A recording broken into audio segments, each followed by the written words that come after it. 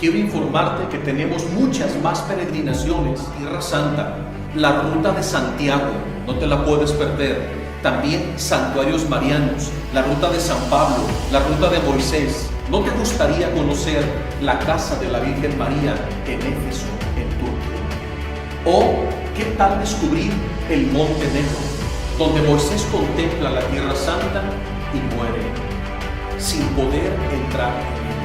Pero Dios le permite contemplarlo. ¿Y qué tal ir al encuentro de nuestra Madre en Lourdes, en Fátima, y descubrir el acontecimiento donde sucedió el milagro del sol? Comunícate desde cualquier parte del mundo, que convierte los corazones de aquellos que le escuchan. Por eso, Señor, estamos aquí, porque queremos aprender tu palabra para después comunicarla y hacerlo con audacia, para que tu reino se siga instaurando en el corazón de los hombres. Gracias, Padre bueno, porque tú haces posible todo en tu voluntad y en tu santo querer divino. A ti sea todo el honor y toda la gloria por siempre y para siempre. Amén. En nombre del Padre, del Hijo y del Espíritu Santo. Amén. Entonces, estamos en el culto hipócrita, que no le agrada a Dios. Vamos al versículo 20 del capítulo 6 del profeta Jeremías. ¿De qué me sirve el incienso de Sabá y la caña aromática de un lejano país? Son holocaustos que no me agradan, sacrificios superfluos que solo sirven para ofender a Dios. Sus holocaustos no me agradan, ni sus sacrificios me complacen. El Señor ya no está contento con el pueblo de Israel. Por eso ha enviado a su profeta Jeremías para denunciar la hipocresía de ese culto, un culto falso, aparente. Pero el Señor lo denuncia con fuerza. Ahí mismo en el capítulo 7, pero ahora en el versículo del 21 al 28, así dice el Señor Todopoderoso, Dios de Israel: añadan holocaustos a sus sacrificios y coman la carne. Yo no ordené nada a sus antepasados sobre holocaustos y sacrificios cuando los saqué de Egipto. Lo único que les ordeno fue esto: si obedecen mi voz, entonces yo seré su pueblo, yo seré su Dios y ustedes serán mi pueblo. La fórmula de la alianza. Esta fórmula era solo para el pueblo de Israel, el pueblo elegido. Yo seré su Dios, su único Dios. Y de entre todos los pueblos de la tierra, ustedes serán mi único pueblo, Israel. Porque de este pueblo tiene que venir mi Hijo, el Mesías, el Salvador de todos los hombres. Pero ellos le han dado la espalda a Dios y han caído en un culto hipócrita, falso. Pero si ustedes escuchan mi voz, yo seré su Dios, ustedes serán mi pueblo.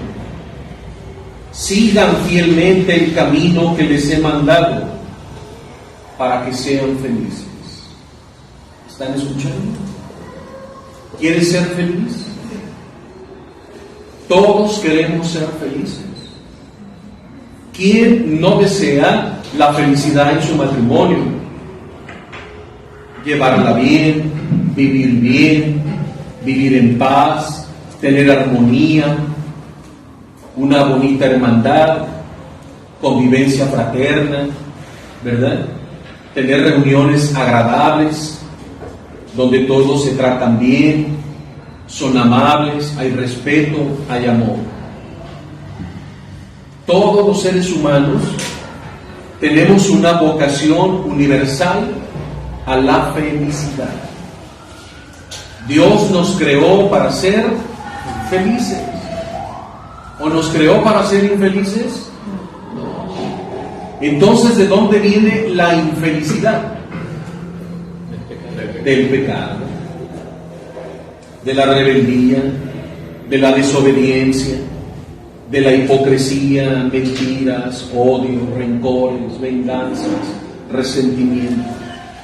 Todo eso nos deteriora, nos enferma.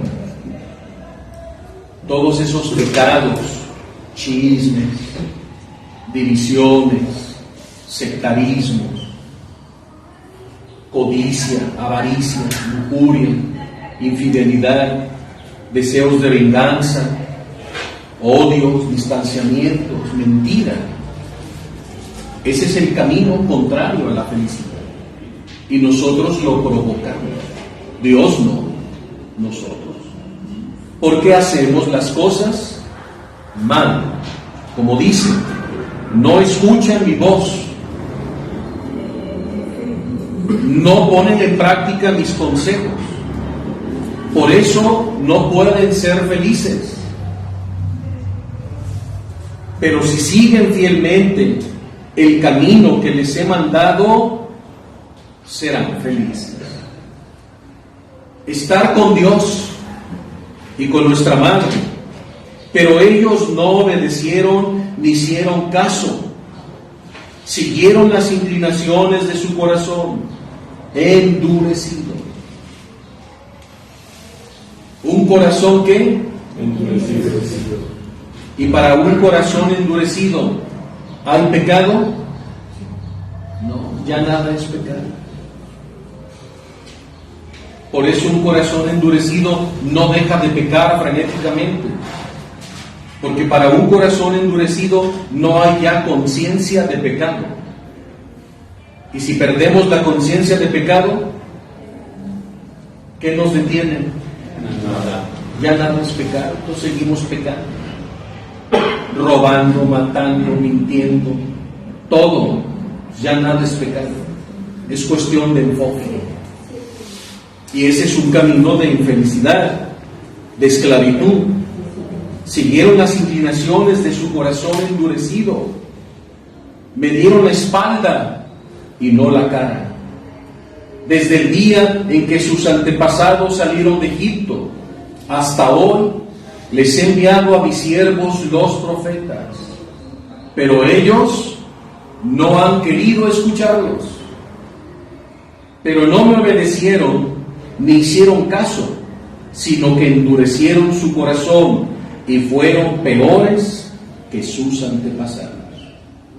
Cuando les comuniques todo esto, le dice el Señor a Jeremías, no te escucharán. Pero aún cuando no te escuche, tú debes decírselos. Porque si no se los dices, eres cómplice de pecado. Yo ya les dije, yo ya cumplí. Ellos no quieren, ya es su problema.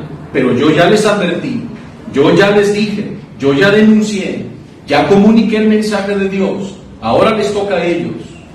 Pero si no, yo pecaré de omisión y de desobediencia al Señor y a su palabra. El Señor se lo advierte, no te van a escuchar. Cuando les llames, no te responderán.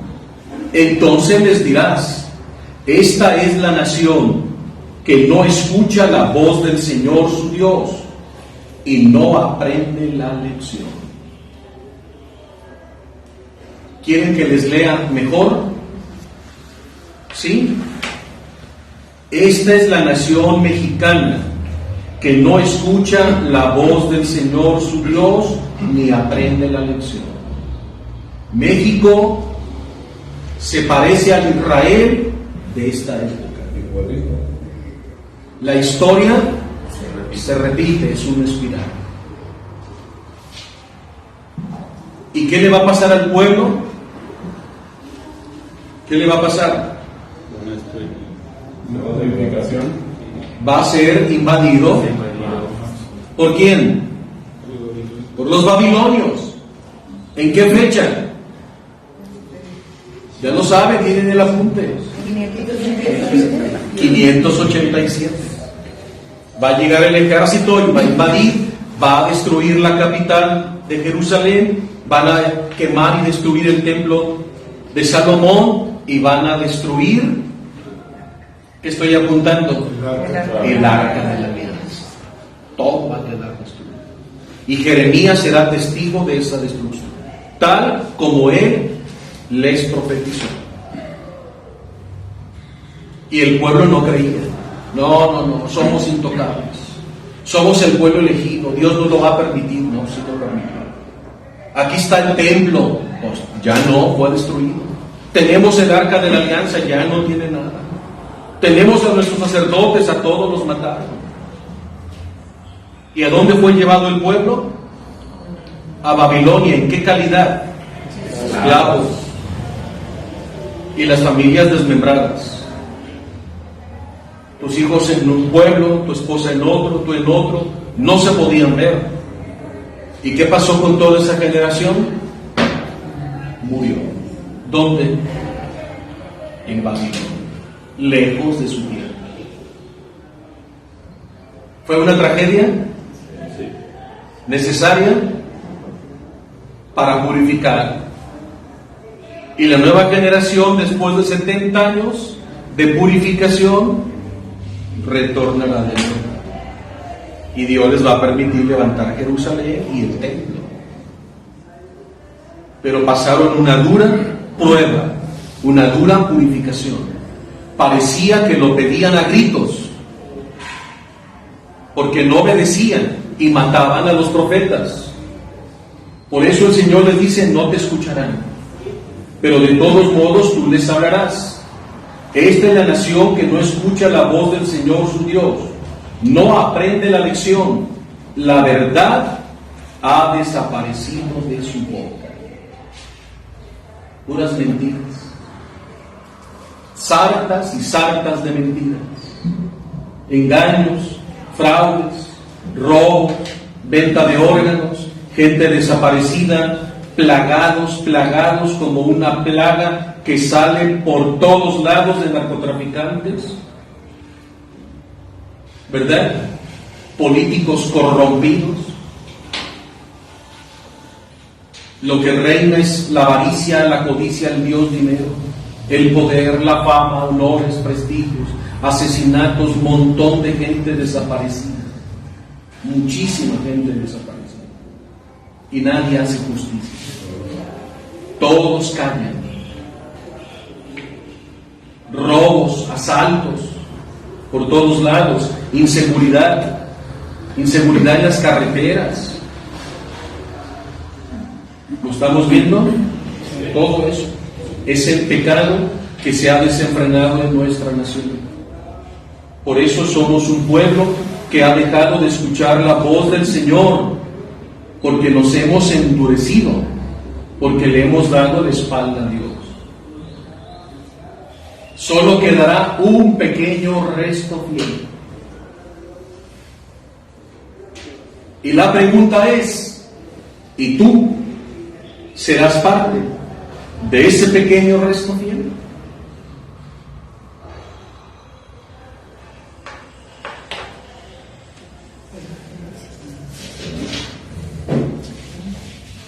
¿Sí o no? Sí. Sigamos orando. Sigamos firmes, trabajando por el reino, orando, evangelizando, predicando, intercediendo, aquí, allá. No te detengas, no pares. Sigue haciendo el bien, todo lo que puedas. Eleva súplicas, oraciones, mañana, tarde, noche, con tu pensamiento. Ofrece tu trabajo, ofrece tu actividad como oración. ¿Quién nos enseña eso? Que hasta el hacer quehacer, el cocinar, el limpiar, el barrer, el trapear, el estar en la oficina, trabajando, escribiendo, es oración. ¿Quién nos enseña eso? La divina voluntad. Santa Teresita del Niño Jesús. Santa Teresita de Lisieux, en su tratado, como doctora de la Iglesia, en su tratado sobre la oración dice: es muy fácil agradar a Dios. Y les voy a revelar un secretito, dice la pequeña Santa Teresita, para que tu oración sea ininterrumpida las 24 horas del día. Que no dejes de orar. ¿Cuál es el secretito? Ofrécele todo a Dios. Si le ofreces tu trabajo se convierte en oración. Si le ofreces tus quehaceres se convierten en oración. Y si vas a estar trabajando 8 o 10 horas, esas 8 o 10 horas son oración, porque se las ofreciste. Si vas a estar cocinando algunas horas, o limpiando tu casa, o manejando, haciendo cualquier otra actividad, aún durante el sueño, le ofreces el sueño a Jesús, y tu sueño es una oración ininterrumpida. Y Teresita habla de eso: haz de lo ordinario extraordinario. Y luego vino otro santo que reforzó la idea de Santa Teresita: ora y labora. Ora y labora. O sea, orando y trabajando, trabajando y orando. Haz que el trabajo sea oración. Ora y labora. Ayer fue su día. Oh, ya vi que no ven el santoral que se les manda. ¿No acostumbran a ver el santoral? El santo de cada día, ya vi que no. José María Escriba. Pues ya se metieron allá en Google. No,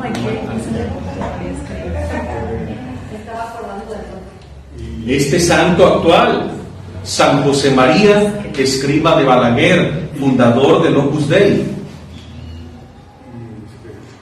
un sacerdote muy querido. Y ayer un mártir, San José María Robles, que también hizo un tratado sobre la oración. Yo tengo el tratado de él sobre la oración, bellísimo, y cita mucho a Santa Teresita. Y él también fundó aquí en Guadalajara una orden religiosa que todavía existe. De hecho, ellas tienen su cuerpo incorrupto. No, su cuerpo y su cerebro incorrupto. Está aquí en Guadalajara, en Churubusco. Ahí está el convento de las hermanas consagradas, religiosas, que él fundó, del Sagrado Corazón de Jesús, porque él amaba el corazón de Jesús.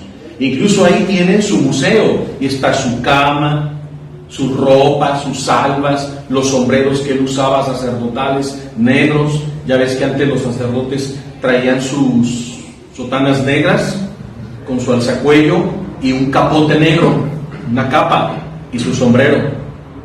El sacerdote era muy imponente. ¿Y por qué el sacerdote dejó de vestir clericalmente?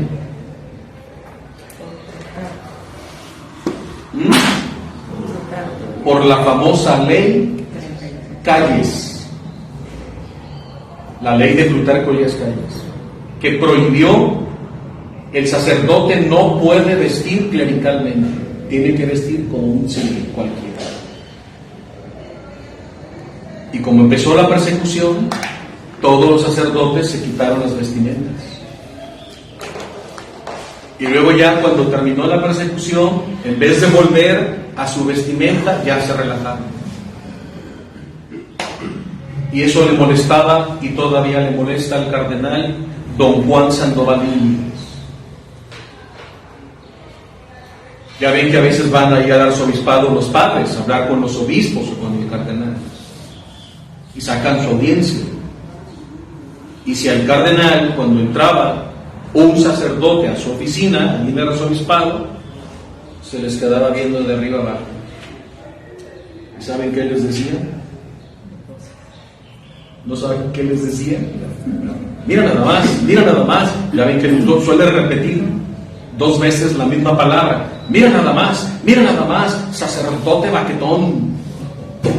Y si ni pareces sacerdote, ni te vistes como tal, ¿cómo te atreves a andar así en la calle? Pórtate con dignidad.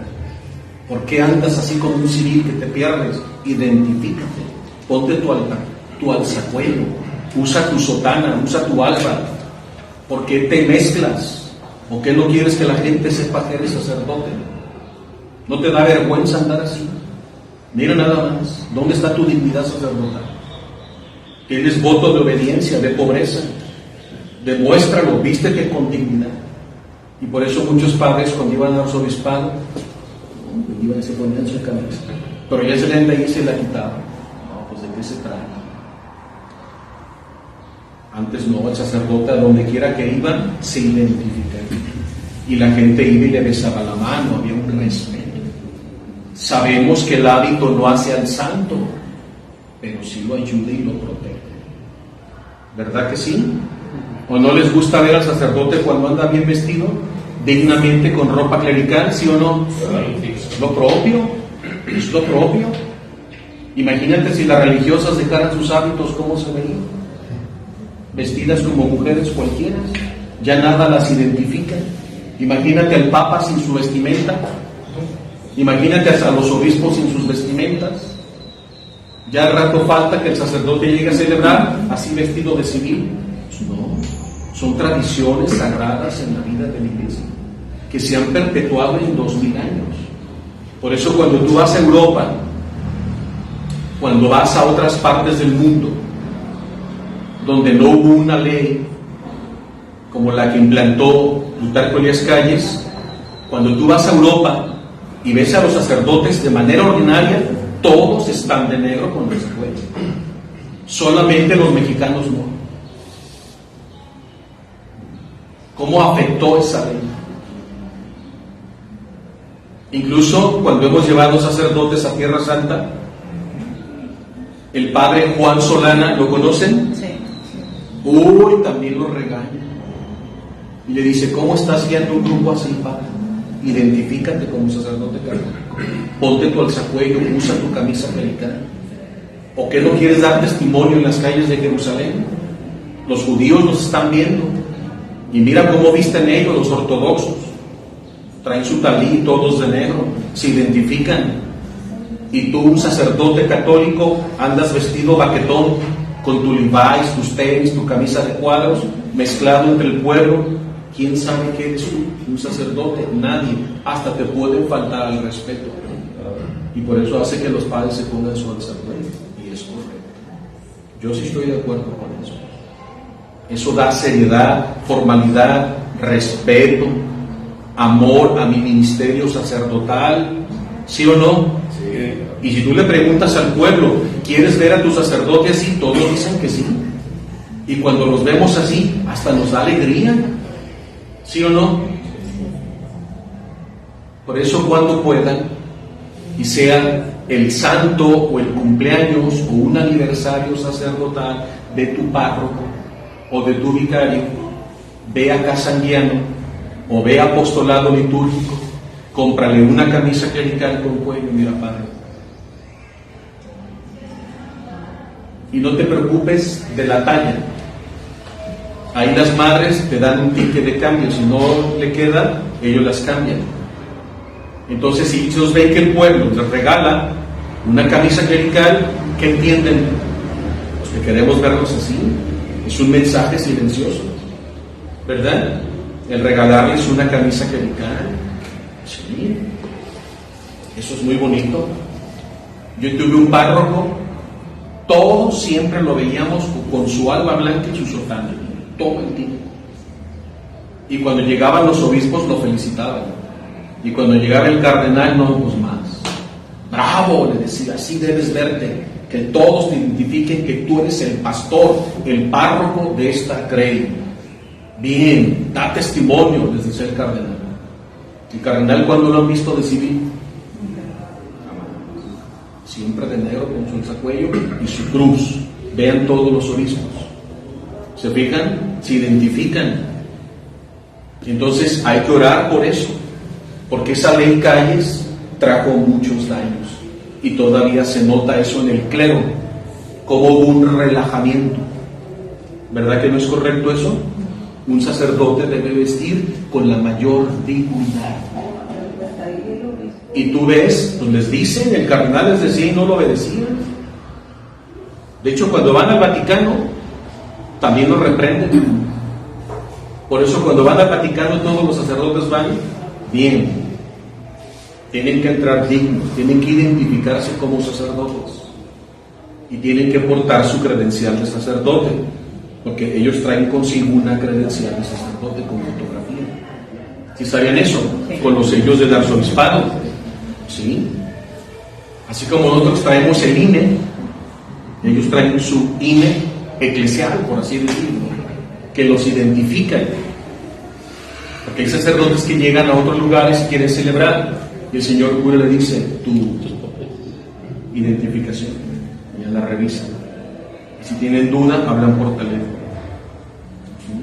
Porque a veces hay falsos sacerdotes, y lo hemos vivido aquí en Guadalajara, y que se aprenden de memoria la misa como un padre, y andan sacando dinero y pidiendo dinero, y esos sí andan bien vestidos de sacerdotes para que la gente se las crea, y no son. De hecho, al bíblico una vez nos llegó uno y hasta celebró misa y traía su credencial falsificada, pero como que le fallaron 2 o 3 cositas en el ritual, y como que la gente le brincó y fueron y le dijeron al director: padre, creo que ese sacerdote no es sacerdote, nos está engañando. ¿Cómo? Y ya llega el país: a ver, vente, y lo mete a su oficina, a ver, dame tu credencial y habla por teléfono. Falso, no era sacerdote. Y algunos alumnos estaban enojadísimos porque antes de la misa se sentó a confesar y daba la absolución y todo, y con su estola, y ya el padre les dice: no, confiésense conmigo. Dice: porque esa confesión no tiene potestad, no es válida. Hagan de cuenta, ni la misa ni la confesión que hizo. Y ya lo tuvieron que denunciar, y ya le avisaron al padre que ya varios párrocos lo habían detectado y lo habían reportado, y que andan siguiendo su paradero, porque está pidiendo dinero y celebra misas y cobra y confiesa y cobra, y en el confesionario la gente les pedía dinero a ese grado, y gente a veces buena pues les daba dinero que para cierta obra, y no es cierto. Entonces el padre falso estaba haciendo su negocio. Pues eso le molesta a Dios, ¿o no? Y la iglesia lo tuvo que denunciar, y así varias veces. Entonces los sacerdotes a veces son también engañados por falsos sacerdotes, son como falsos profetas. Y el Señor deja ver pues su descontento. No le agrada ese culto hipócrita en el que ha caído el pueblo, porque no es un culto congruente, no es coherente con su vida. Piensan que con ofrecer un culto ya pueden seguir viviendo en el pecado, y eso les justifica. No, culto hipócrita. Y luego, la falsa seguridad religiosa. ¿Qué es la falsa seguridad religiosa? Es la que viven muchos católicos hoy, que piensan que nada más por ir a misa el domingo ya están salvados y justificados. No, señor. El cristianismo no se reduce a una misa. Tienes que tener una misión apostólica. Tienes que vivir tu dimensión bautismal como sacerdote, profeta y rey. Tienes que dar testimonio. Tienes que evangelizar. Tienes que orar. Tienes que dar testimonio en otras áreas de la vida. Y muchos creen que nada más con ir a misa el domingo ya están cumpliendo con todo y se van a salvar. No, eso se llama falsa seguridad religiosa. Su soberbia no les deja ver su pecado. Entonces también el Señor va a denunciar. Capítulo 7, versículo del 1 al 15. El Señor dirigió esta palabra a Jeremías: ponte junto a la puerta del templo del Señor y proclama esta palabra. Escuchen la palabra del Señor, ustedes todos, hombres de Judá, que entran por estas puertas para adorar al Señor. Así dice el Señor Todopoderoso, Dios de Israel: enmienden su conducta y sus acciones, porque ese es el culto que le agrada a Dios. El culto de una vida honrada y venerable. Da culto a Dios con tus acciones. Da culto a Dios con tu conducta. Da culto al Señor con tu forma de pensar, con tu forma de hablar y de vestir, con tu comportamiento en tu trabajo, con tus vecinos, donde te conocen y donde no te conocen. Ese es el culto que le agrada a Dios. El culto o la fe que va acompañada de buenas obras. ¿Se acuerdan lo que dice el apóstol Santiago? Una fe sin obras es una fe muerta, estéril. Por eso el Señor les dice: enmienden su conducta y sus acciones. Les permitiré habitar en este lugar. No confíen en palabras engañosas repitiendo: el templo del Señor, el templo del Señor, el templo del Señor. Porque eso es una falsa seguridad religiosa. No, nada nos puede pasar, aquí tenemos el templo del Señor. Sí les va a pasar, porque no están cambiando su conducta, porque no dejan la idolatría y sus injusticias sociales.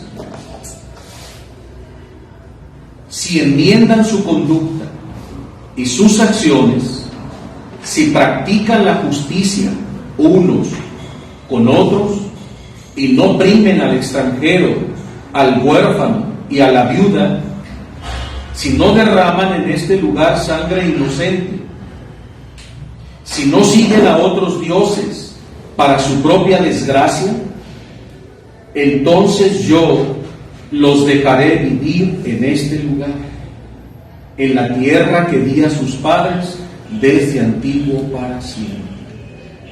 ¿Y qué pasó? Perdieron su tierra, murieron en Babilonia, porque no enmendaron su conducta, porque no hicieron justicia y porque no abandonaron a sus ídolos. O sea, no hubo conversión y siguieron derramando sangre inocente. ¿Y cuál es esa sangre inocente?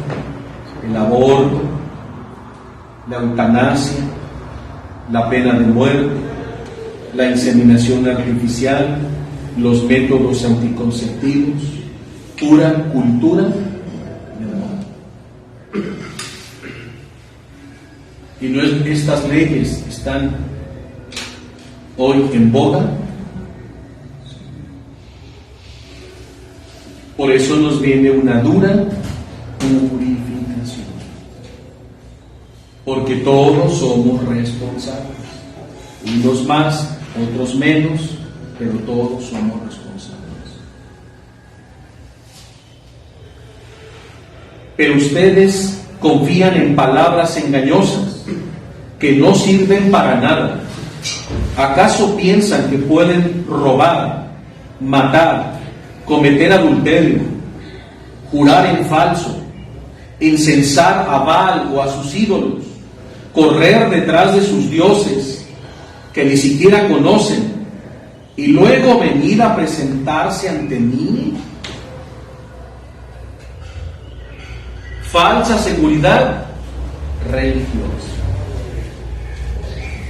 Ellos decían: no ocupas conversión. Sigue así en tu vida de pecado, pero no faltes a misa el domingo. Dios está contento, ya con eso le pagas. No, Señor. Eso se llama en la Biblia falsa seguridad religiosa. Otros dicen, no, pues es que yo nada más doy muy buena ofrenda y ya con eso saldo todos mis pecados. El Señor quiere conversión, cambio de vida, cambio de actitud, metanoia. ¿Qué es metanoia? ¿Qué es metanoia?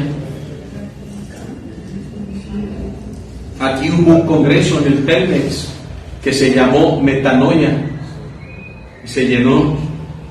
¿No se acuerdan? Hace unos años. Sí. El congreso Metanoia. ¿Quién lo organizó? Los del Sembrador. ¿Y quiénes son los del Sembrador? Evangelización por televisión y radio. ¿Y quién es el fundador? No es protestante. ¿Quién es el fundador? Noé. ¿Y dónde está Noé? ¿Dónde radica? En Estados Unidos, en Chicago, en Los Ángeles. Allá está muy fuerte Metanoia. Era protestante. Sí, pero es un gran católico, predicador sorprendente, que ya quisiéramos mucho ser como él. Es un hombre valiente. A mí me invitó allá a Chicago a un congreso de Metanoia también. Llenísimo. En Chicago. Llenísimo. Un montón de predicadores y oración de sanación y de liberación y un ministerio de música tremendo. Y tienen en Los Ángeles y tienen por todo Estados Unidos, van evangelizando. Y cuando vinieron aquí a Guadalajara al Telmex, les quedó chico. Y aquí está también no me acuerdo cómo se llama la plaza, enfrente de Puerta de Hierro. Donde está el Chedraui. Plaza Acueducto. Al fondo están las oficinas de Metanoia, el Sembrador, radio y televisión. Y ahí tienen los estudios como Mariavisión y tienen su capilla del Santísimo. También ahí me han invitado a filmar programas con ellos. Ahí está radio y televisión a nivel internacional. Ellos no paran. Acuérdense que tenemos tres canales católicos muy buenos. EWTN, que lo fundó Madre Angélica, allá en Miami. Mariavisión, aquí en Guadalajara, aquí en Zapopan, que lo fundó Emilio, el licenciado Emilio de los Azcárraga de Televisa. Cuando muere el papá, a los hijos les repartió la herencia y él con su herencia fundó Mariavisión. Porque eso implica un montón de dinero, todos los permisos, y hay que conectarse al satélite. Y las leyes mexicanas no permitían un canal que transmitiera las 24 horas del día, todos los días, fe y religión. Y ahí fue una artimaña de la Santísima Virgen María. Es algo sorprendente. Y como se abrió el caminito por Mariavisión, también los de Metanoia. Entonces tenemos 3 canales católicos muy buenos: EWTN, Mariavisión y El Sembrador. Y al frente está gente muy capaz, muy preparada, gente muy católica evangelizando en las redes sociales. Qué bonito, ¿no? Como Pedro también, que está evangelizando en redes sociales, ¿verdad, Pedro? En Radio Mundo Católico. Ya tenemos 15 años. Y también acá está Lupita Venegas en Valora Radio, no deja de estar anunciando con mucho rating, y también Adriana Corona, ¿verdad? Que se escucha en todos lados su voz y que la gente la conoce y siguen las transmisiones de esta mujer que habla con mucha claridad y profetiza. Qué bueno, ¿verdad? Que hay gente valiente que se ha animado a estar en redes sociales predicando el Evangelio. Pues el Señor deja ver su descontento, porque el pueblo no ha querido convertirse. ¿Acaso piensan que pueden robar, matar, cometer adulterio, jurar en falso, incensar al dios Baal, correr detrás de sus dioses y luego venir a presentarse ante mí en este templo consagrado a mi nombre diciendo, ¿estamos seguros para seguir cometiendo las mismas maldades? Pues ¿qué clase de culto es ese? Hipócrita y falsa seguridad religiosa. Falsa seguridad religiosa. ¿Acaso toman este templo consagrado a mi nombre por una cueva de ladrones? Pues también yo los trataré así, oráculo del Señor. Vayan a mi santuario de Silo, donde al principio hice invocar mi nombre, y miren lo que he hecho con él por la maldad de mi pueblo Israel. Porque antes de que se construyera en Jerusalén el templo de Salomón, templo de Dios, donde se adoraba a Dios, ¿dónde estaba el arca de la alianza? En Silo, en el santuario de Silo. ¿Y dónde estaba geográficamente el santuario de Silo?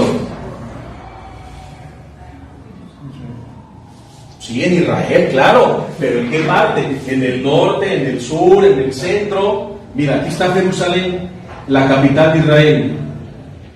Esta zona es Samaria. En la frontera entre Samaria, como a unos 45 kilómetros de Jerusalén, estaba aquí el santuario de Silo. ¿Y quién lo custodiaba? Ustedes que han leído los libros de Samuel, el sacerdote Elí, y el sacerdote Elí custodiaba el arca de la alianza. ¿Y qué le pasó al santuario de Silo? Fue destruido. Por la misma razón que también fue destruido el templo de Salomón, porque el pueblo quebrantó la alianza, pisoteó los 10 mandamientos, se fue detrás de los ídolos, cayó en toda clase de injusticias sociales, etcétera, etcétera, y por eso fueron invadidos. Y por eso el Señor les dice, no estén tan confiados con su falsa seguridad religiosa. Pues miren lo que pasó con el santuario de Silo. Fue destruido por su culpa, por los pecados de sus antepasados. Miren lo que ha hecho con él por la maldad de mi pueblo. Y ahora por haber hecho todas esas cosas, oráculo del Señor, por no haberme escuchado cuando yo les hablaba continuamente y no haber respondido a mis llamadas, yo trataré a este templo consagrado a mi nombre, en el que confían, y al lugar que di a ustedes y a sus antepasados, como traté a Silo. No, pues querían matar al profeta. Le querían cortar casi la lengua. Cállate, profeta, no estés diciendo eso.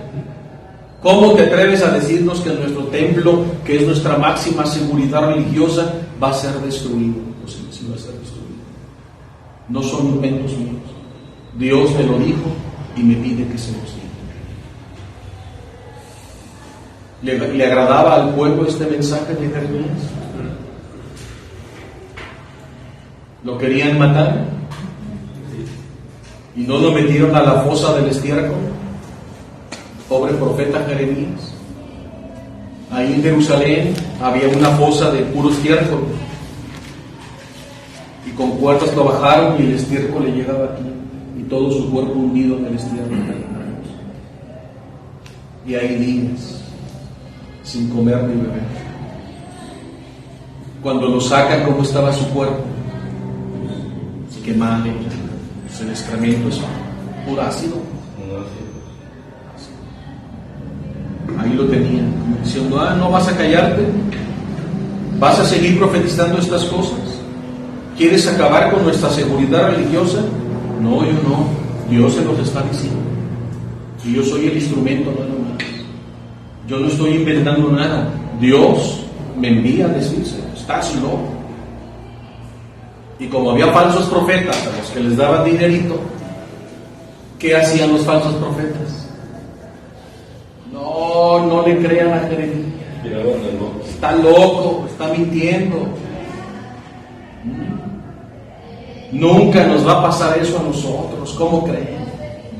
Este es nuestro santuario indestructible. Toda la gente que quería escuchar cosas bonitas de sus profetas, que les solaparan su pecado, nada es pecado, no te mortifiques, sigue viviendo así en tu pecado, pero eso sí, ve a ofrecerte un corderito. Y para que el perdón sea más profundo, pues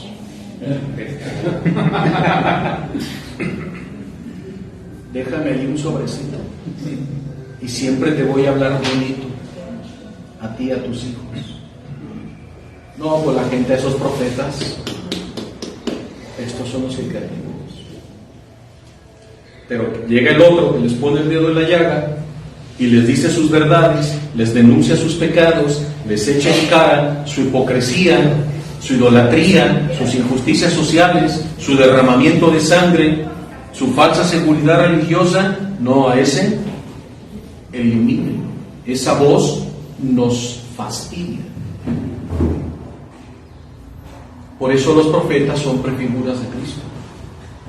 ¿No les zumbaban los oídos igual a los fariseos cuando el Señor predicaba y no lo querían matar?